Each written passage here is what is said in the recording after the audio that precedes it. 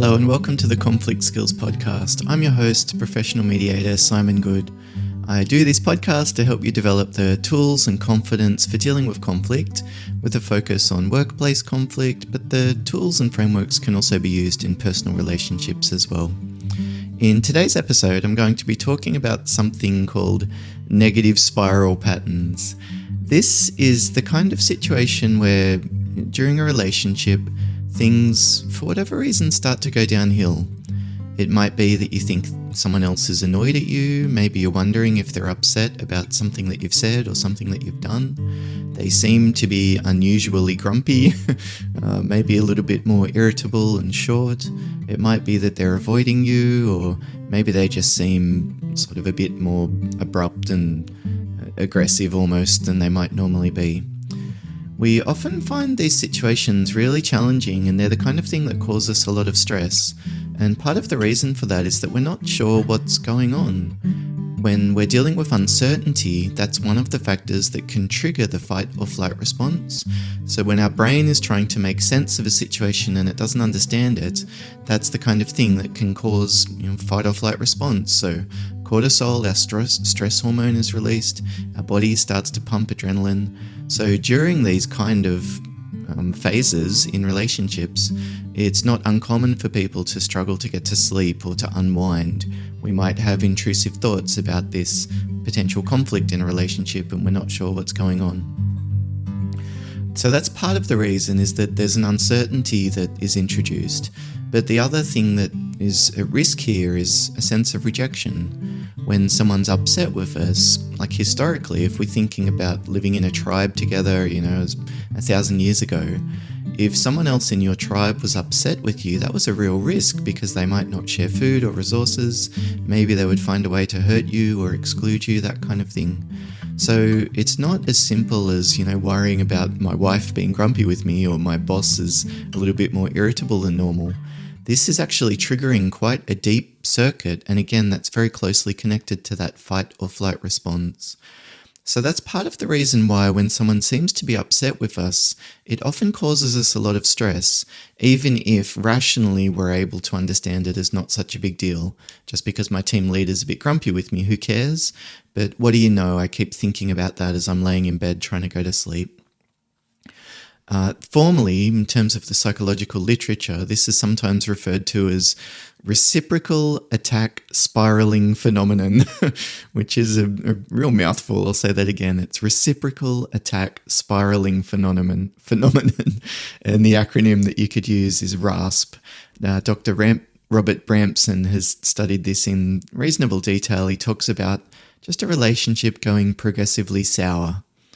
The reason that it's an attack spiraling phenomenon is that when we think someone is grumpy at us or they seem to be grumpy with us, we tend to react in kind. Sometimes that's going on the attack ourselves. If someone's a bit aggressive, then we want to stand up for ourselves, so we're more abrupt and firm than we might normally be. Maybe we overreact even to something the other person's done because we're thinking about it in context of them being pretty rude and inappropriate sometimes for the past few weeks, whereas on their end, they might not be aware of that. So then they see our overreaction and they think, gosh, what has that person got upset with us? What's their problem? And then they start to go on the attack themselves. So it develops into this type of negative spiral. For me, when I'm doing conflict resolution training, I just talk about this as a sort of a set of responses which are a downward spiral. You do something, they interpret it one way. If they misinterpret what you've done, they would respond more negatively. The bias in all of our brains is to interpret things in a more negative way. So it's likely that we would say that the other person meant to do that rather than that there were contextual factors that contributed to it. So we negatively react and then negatively react in kind. So negative spiral, reciprocal attack spiraling phenomenon, however you want to call it, this is the type of situation where relationships go downhill. And what I'm talking about in the podcast today is a strategy that we can use to short circuit this pattern and then open the door for things to begin to improve. As I talk about that, I'm trying to use realistic language there. Begin to open the door for things to start to improve. Because if things have been going backwards for a period of time, then it will take a period of time for things to improve. If your wife has been grumpy with you for a month, I hate to be the bearer of bad news, but it's likely that you've been contributing to that and doing something, at least in response, in turn, which probably she's interpreted as not being entirely positive. So it's fueling her behavior in kind. So if that's been happening for a month, it's not likely that you'll be able to wave a magic wand and suddenly fix it. What we're aiming for here, in terms of realistic expectations, is a shift in direction. We want to stop things from getting worse, or at least slow it down, and then we want to shift things in a more positive direction with the intention of building momentum over time. So as things start to improve, that's often where you would see more positive behaviors from the other person. You're more able to then stay calm and think more positively, and things start to improve. Actually, it's usually exponentially after that. But in the short term, all we're aiming for is to stop things getting worse and to help things start to improve, even just opening the door for that opportunity to develop. So in terms of the approach that I often suggest, it's based on some of the research by Dr. Bramson. He talks about 7 steps. So I'll go through these now as a list, and then I'll talk through each of them in turn. So step 1, make a short fuse appointment. Step 2, set the stage. Step 3, comment on the state of your relationship. Step 4, prepare to be dumped on. Step 5, convey understanding without excuse or apology. Step 6, state your intentions. And step 7, move on to problem solving. So step 1, make a short fuse appointment.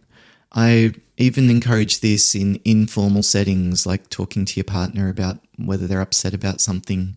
It's usually better not to just begin the conversation, but to set a time later to talk about the conversation. So it's not right now. I don't suddenly dump it on the person. What I'm doing is flagging my desire to talk about it. Hey, you free later? There's just something I wanted to touch base about and get your thoughts on.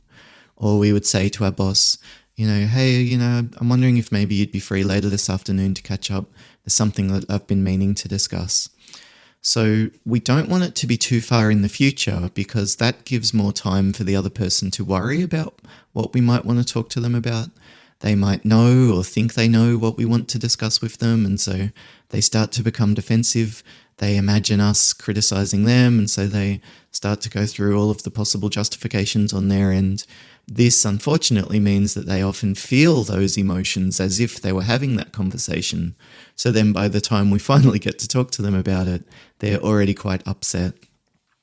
So a short fuse appointment, I often suggest later in the same day would be ideal, or otherwise the following morning.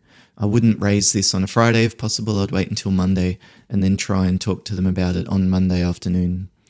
So we set the short fuse appointment, so it's not too far in the future. And then the second step is to set the stage. You could do this when you're setting the appointment, or you could do this at the start of the conversation. I normally suggest I'd just say, look, there's something I want to discuss with you, and keep it general. And then when they say, well, look, now's okay, be like, okay, thank you.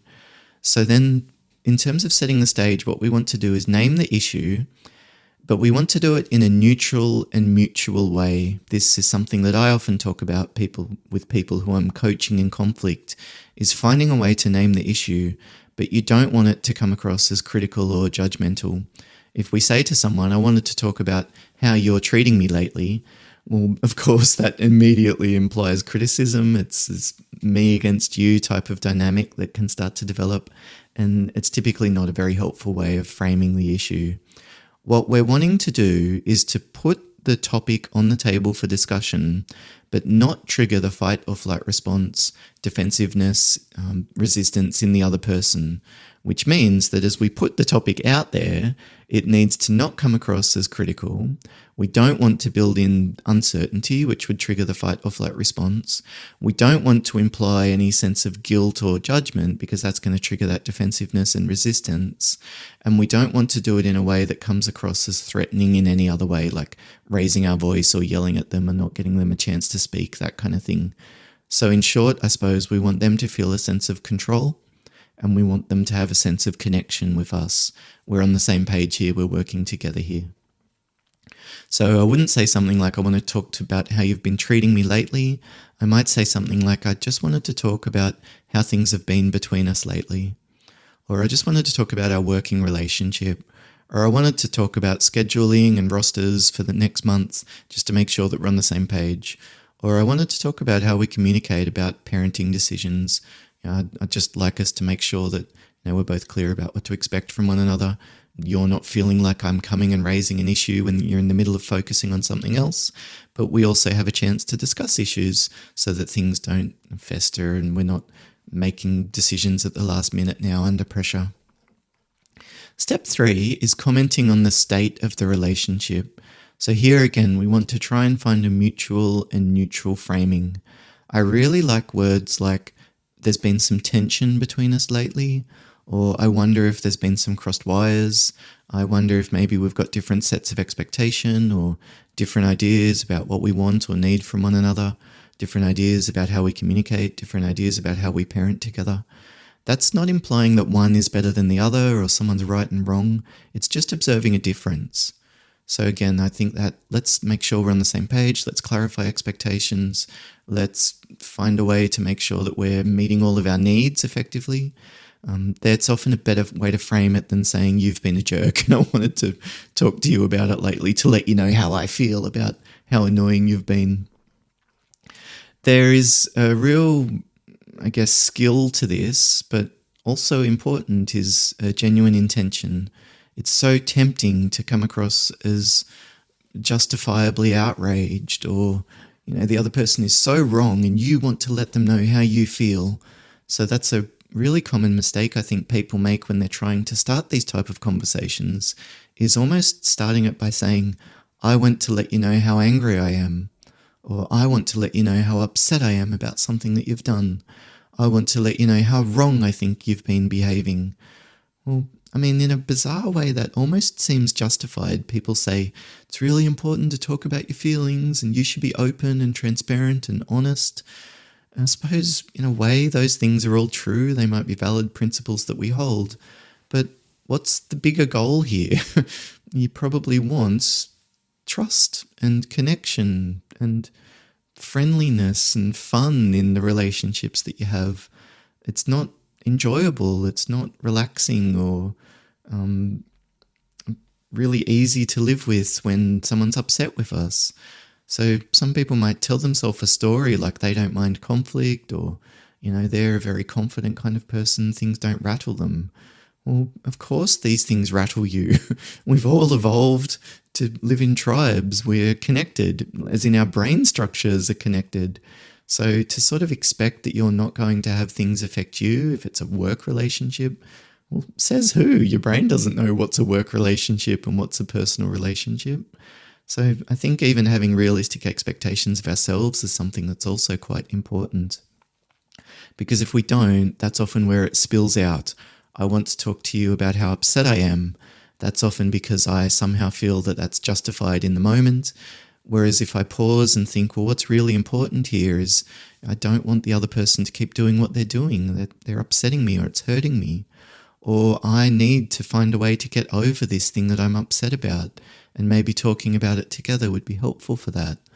I've noticed that you seem hurt or upset about something, and I don't want you to be sitting with that. If possible, maybe we could talk about it and get on the same page, at the least to make sure that it doesn't continue to happen moving forward. So that state of the relationship, I would say something like, look, I feel like there's some distance between us lately. I don't know what your take is. Maybe I'm misreading things. I just wanted, though, to maybe just talk through anything if I've done something that's affected you. And maybe there's some options we could think about to reconnect when we're drifting apart. Maybe it's just because we've been busy lately. I'm not sure. Certainly not saying it's your fault or anything that you've done. At the same time, I'd like to be closer if possible. What do you think?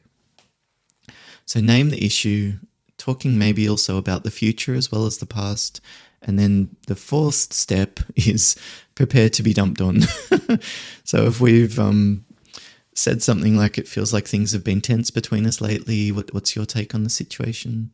I don't know, am I just misreading things, or do you feel like something might be going on?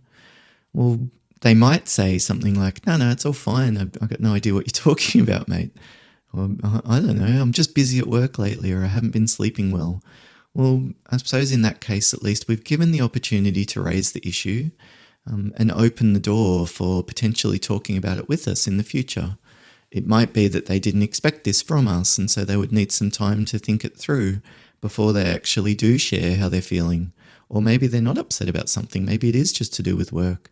And us raising the issue and talking about it openly means that we're not then misinterpreting their behaviours. If they're grumpy tomorrow, I'll know that they've probably had a really terrible day, and I can be sympathetic and supportive instead of thinking like, well, why do they talk to me like that? It's not my fault that they've had a bad day at work, or whatever the automatic thoughts are that come up for us. They might, though, say, yes, I'm upset about something. Well, I'm just sick of always having the family lunches at our house, or I'm just sick of always wanting to talk to you and you're too busy playing video games, or yeah, when you come to me with these last minute roster change requests, it creates extra work, and then I need to be the bearer of bad news and tell the other members of the team that things are changing again. Maybe they are upset about something, and here the essential tool is being quiet. Give them a chance to speak. If you ask questions or respond, it should be completely focused on exploring. Okay, could you tell me a bit more about that? Or how long have you been feeling this way? Or I can see where that might be, how you're feeling in some situations. I'm sorry that's been the impact on you. Gosh, that explains things if you were feeling a bit tense or tired or short. And of course you were feeling that way, given that you had all of the planning responsibilities over the past few weeks. So prepared to be dumped on, and the only way we should respond here is, could you tell me more about that? It sounds like you're feeling like this. I wonder if this might have been contributing as well. How those kind of questions are often really helpful. Step 5 is acknowledging. We convey an understanding without an excuse or apology. So we might begin by saying something like, let me just check I understood what you've told me so far. It sounds like from your perspective, you've been upset for the past few weeks, and it's not just one little thing that I've done. It sounds like you've been really trying to reach out and connect, and each time you've done it, you felt like I've just brushed you away and been distracted or acted like something else was more important. And for you, that's actually been quite hard to take. After all, you were just trying to reach out, and here I was almost just being grumpy and irritable. From your perspective, it's been pretty consistent over the past few weeks. Have I got that right? So we could focus on the negative side of it, things that we disagree with. All we're really trying to do here is to summarize their perspective. This is often the point where the other person starts to feel understood. You might notice their shoulders drop, they let out a bit of a breath and say something like, that's right. Well, this is often the real turning point. This is often a release and an acknowledgement, a validation of really negative feelings that the other person might have been feeling and holding on to. And so in itself, that often is an incredibly therapeutic intervention. You might pause here and just allow some time for the other person to process. They might continue, and then we would just cycle through the same steps. Could you tell me a bit more about that? It sounds like this as well. Okay, that makes sense given this, or that's connected to this, or actually I've noticed a bit of this, so I suppose deep down some of that's not surprising. It's really that exploring and then acknowledging. And then the final step, step 6, the second last step, step 6 is stating your intentions. Look, that's not what I wanted, and I'll do my best to keep that in mind moving forward. Or thanks for letting me know, I'm going to give that some thought. I appreciate you being honest and upfront with me. That stating of our intentions doesn't need to be detailed. It might be just, I'd like to give that some thought, or thank you very much for letting me know. Could we set up a time to talk about it further when we've got some more time available in the diary? Maybe early next week. How does that sound to you? Could we talk with other members of the team about this? It sounds like you'd like me to be more consistent or to contribute more efforts to this. Look, I'm happy to do that. Let's figure out what's going to work so that we're clear in terms of expectations. And then step 7 is problem solving. It's where, you might go through and develop a plan look at options and come up with something that's going to be a good fit, given now that you've identified and unearthed what the issue is. Here you might shift back to a mutual frame. Well, let's make sure we're on the same page. Let's get clear then around next steps that we'll both be taking. Or as you say, you'd like me to be more supportive, give more feedback, be more respectful, whatever it is. Let's think then about what I need to do so that you're confident that I'm doing that, and so that I can then also raise it with you and clarify any times when one of us becomes upset, and maybe we'll need to tweak things as we move forward. So those are those 7 steps. I'm just going through them again as I scroll back to the top of my document I'm working from. The short fuse appointment, setting the stage, commenting on the current state of the relationship, prepare to be dumped on, that conveying an understanding but without an excuse and without an apology, stating your intentions, and then moving on to problem solving. So I hope that has been helpful for you as you're looking to avoid or maybe short circuit and stop some of those negative conflict spirals that you might be dealing with in your relationships. Again, if you're supporting other people to deal with conflict, you might even suggest they could follow those same 7 steps. If you'd like a copy of that framework, you'll find it on my website. It's simongoode.com. So just my name, simongoode.com. Thank you so much for listening. If you've got a question or any feedback about the podcast, you can email podcast@simongoode.com. Otherwise, all the best as you navigate your conflict and hopefully can short circuit some of those negative patterns and set the stage for things to turn more positive in your own relationships in the coming days and weeks. Bye for now.